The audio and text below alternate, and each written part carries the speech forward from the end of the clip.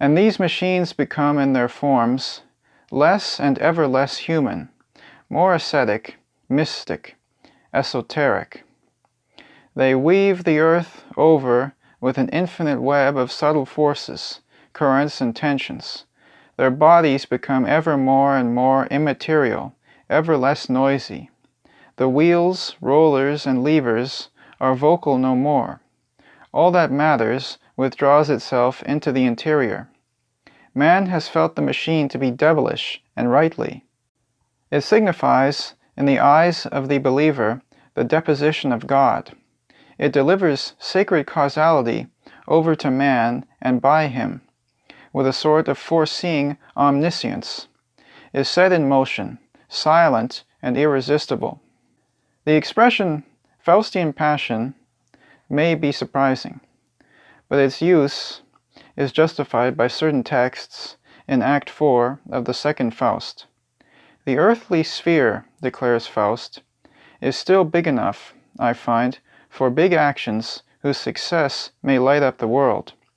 I feel in myself a great strength ready to be used with courage.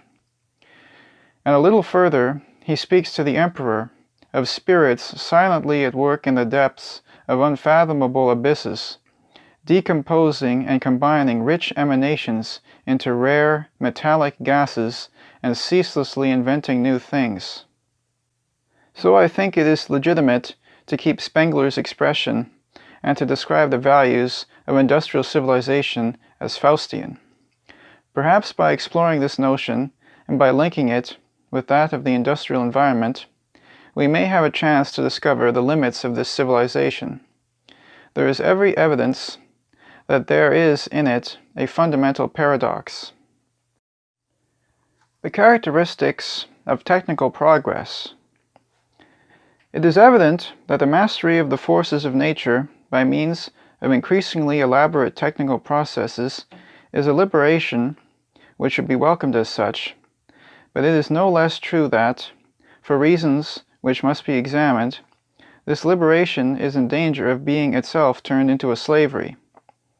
It is in this contradiction that the drama of industrial civilization lies.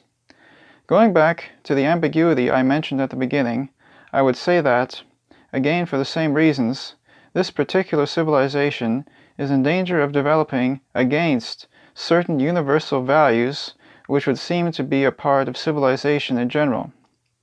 But here we must be very careful.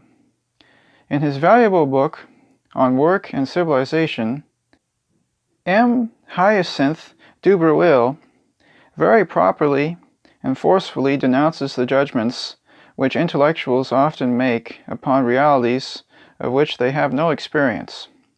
I believe his criticism to be fully justified, and I am most anxious, in what follows, to avoid any such mistake. Literature which attacks technical progress and machinery and turns them into a sort of monster, writes M. Dubreuil, is a waste of time. It is a case of mistaken identity, for although if work is badly done, somebody is responsible, the villain is not the lifeless machine, but man who has decided to use it wrongly. I should like to distinguish between these two statements. The first is perfectly correct. It is ridiculous to denounce technical progress as such. I will come back to this point, for I am anxious not to leave the slightest ambiguity. The second assertion seems to me, however, to imply an oversimplification, and I would even say a mistake. Man has not decided to use the lifeless machine wrongly. The truth is infinitely more complex, as we shall see. As to the absurdity of condemning technical progress in itself, I think it is possible to establish certain principles which it would be hard to dispute. To start with a definition, let us say simply that a technique is a specialized and rationally elaborated form of knowledge, and let us add that the techniques we are concerned with here are all skills which contribute to the transformation of the world. They all offer certain basic characteristics which it would be difficult to overstress. 1. They are specialized, and, almost always, within their own specialized field, they tend to give rise to new forms of specialization. 2. They are perfectible. 3. And they are transmissible. Indeed, the more rationalized they are, the more easily can they be transmitted. What does run the danger of getting lost is what craftsmen call a knack, something that can only be passed on by example, if at all, and not by any theoretical training or instruction. Again, certain empirical recipes may have been lost because they were never, properly speaking, fixed.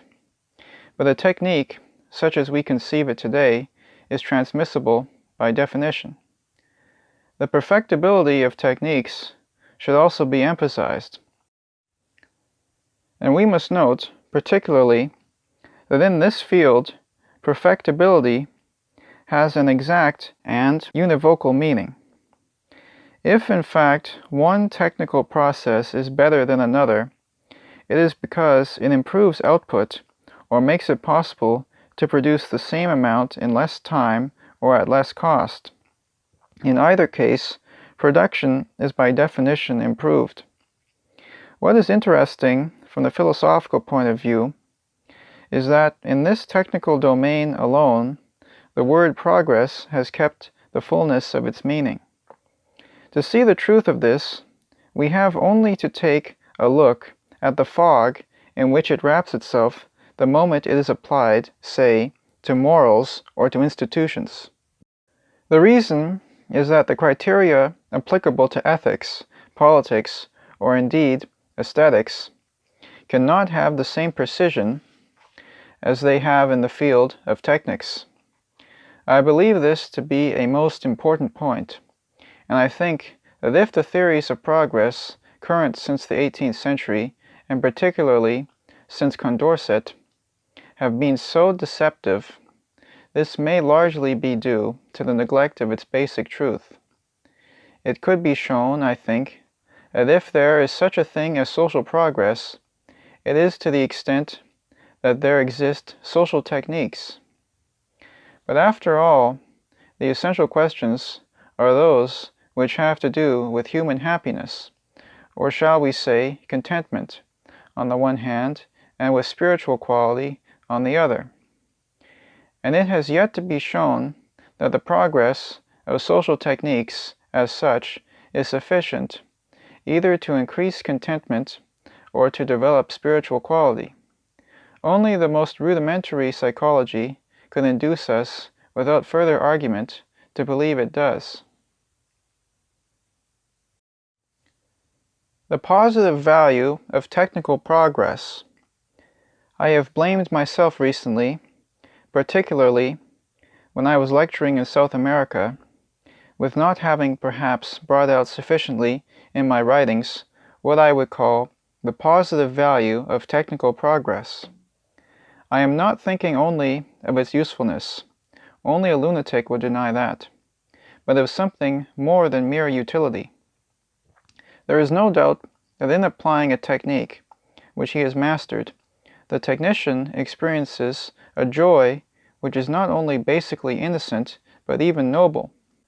It is a joy which is bound up with the consciousness of power over inanimate things, that is to say, over a reality which is subordinate and is, in a sense, meant to be controlled by man.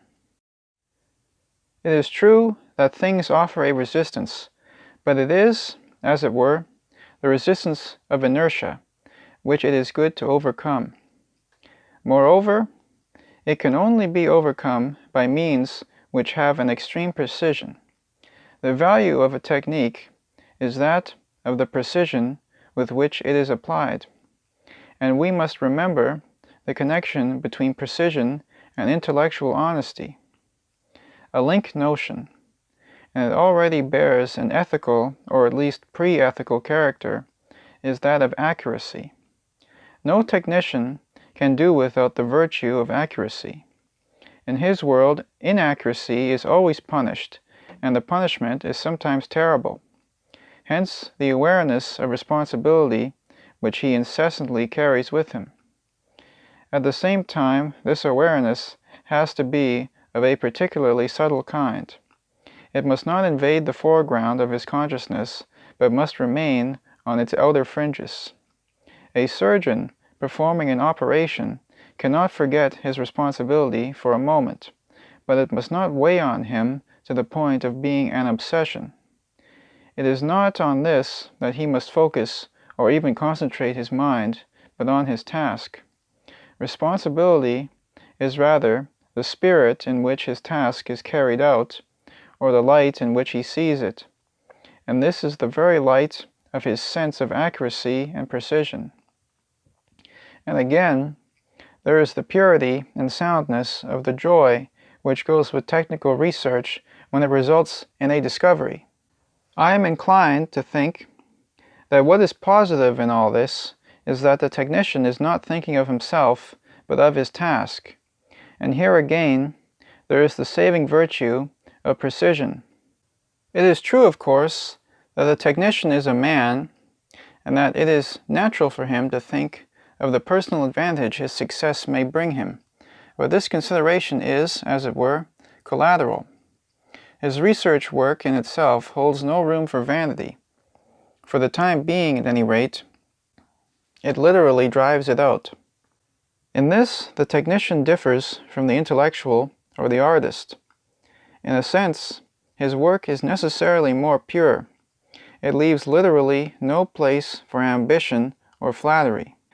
Allen distinguishes between human attitudes involved in actions applied to things and those applied to people. It is indeed far simpler for an action to be pure if it bears on things, while to act on people, or to be more accurate, to bring to bear on them the techniques which are rightly applicable to things, is, we shall see, an abuse pregnant with the gravest consequences. The effect of technical progress on man. All this brings us to the second of M. du Breuil's assertions, the one concerning the wrong use of the machine. I have already said that I disagree with it. We might say, using Christian terms, and these terms are urged on us not only by faith but also by reflection, that it is in the nature of techniques to lead the mind into temptation. But we must immediately qualify this statement. It would obviously be absurd to think of techniques as wielding power in their own right. It is always a being who leads into temptation. I do not, of course, intend to go into the problem of daemonology, although it undoubtedly arises on the fringes of our inquiry. All we have to ask ourselves here, and this without trespassing beyond experience, is what the notion of temptation means and in what circumstances it may become active. My view is that it is invariably bound up with power. The moment that we are endowed with power, of whatever sort, we are exposed to the temptation of abusing it. How are we to account for this fact, which is so intimately part of our way of being? I think that it is nearly always a phenomenon which could be compared to vertigo. Vertigo being the impulse to let oneself go to something. What I mean is this: the exercise of any sort of power should by rights be accompanied by the exercise of control over this power itself. This is a sort of power at one remove. But in practice, such concomitance of strength and control over that strength is by no means inevitable. We find, on the contrary, that the more suddenly power is acquired, or at any rate, the less the conditions of its acquisition are like those of natural growth, the more does it tend to behave as a parvenu, like a self-made man who believes, always quite wrongly, that he is in no man's debt. It rejects, as though it were, an unwarrantable intrusion or encroachment, any form of limitation or control over itself.